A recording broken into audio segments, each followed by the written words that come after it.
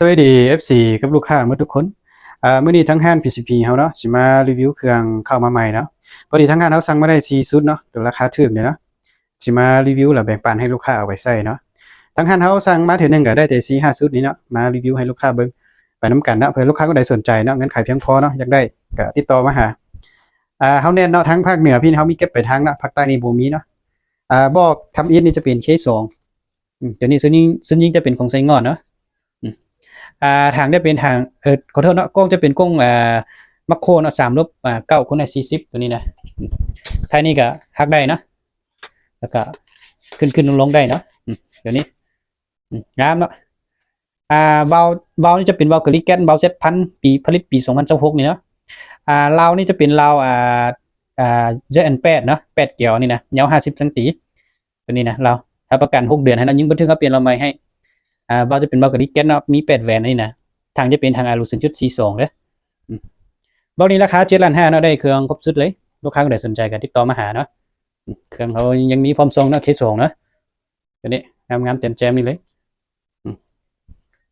ต่อไปจะเป็นบล็อกที่2เนาะบล็อกที่2จะเป็น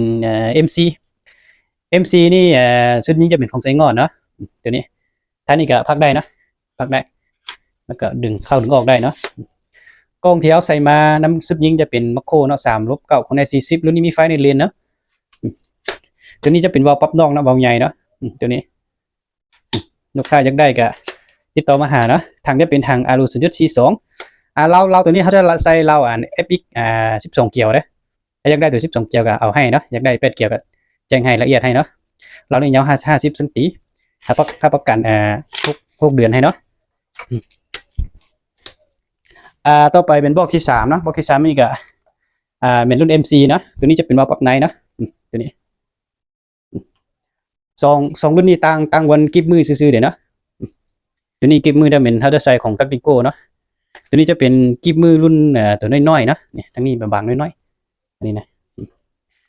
สุดยิงนี่ยอมรับว่างามหลายเนาะงานเขาเฮ็ดมาละเอียดเนาะตัวนี้กล้องที่เขาใส่มาจะเป็นกล้องมัคโครเนาะ3 ลบ 9คูณ40เราตัวนี้จะเป็นเรา ZN8 8 เกี่ยวนะตัวนี้นะยาว50 ซนรับประกันเรา6 เดือนให้วาล์วจะเป็นวาล์วกริแกนนะเซตพันปีตัวนี้จะเป็นปี2026นะทางได้เป็นทางอารู 0.42 อันนี้นะงามๆแจ่มๆนี่เลยเนาะบล็อกนี้ราคาเป็น6,800,000เนาะได้เครื่องครบสุดเลยลูกค้าคนไหนไหวคนนั้นได้เนาะต่อไปเป็นบล็อกที่4บล็อกที่4จะเป็นของรุ่นที่คนเรานิยมหลายที่สุดเนาะตัวนี้ที่เขารีวิวหลายคลิปมาเลยเนาะที่ว่าเอามาเท่าใดก็บ่พอนะส่วนนี้จะเป็นของไซงอนเนาะของไซงอนทางจะเป็นทางคาร์บอนเนาะเราตัวนี้จะเป็นเราFX 12 เกียวอันนี้นะครับประกัน1 ปีให้อันนี้นะเราตัวนี้กล้องจะเป็นกล้องรุ่นนี้เนาะบ่ชื่อซื้อและซื้ออันเดียวใดเนาะตัวนี้4 ลบ 16คูณ44เนาะบล็อกนี้เครื่องครบสุดนี่ราคาอยู่ที่9,800,000เนาะลูกค้าคนใดอยากได้ก็ติดต่อมาหาเนาะแบ่งปันให้ลูกค้าดิเนาะ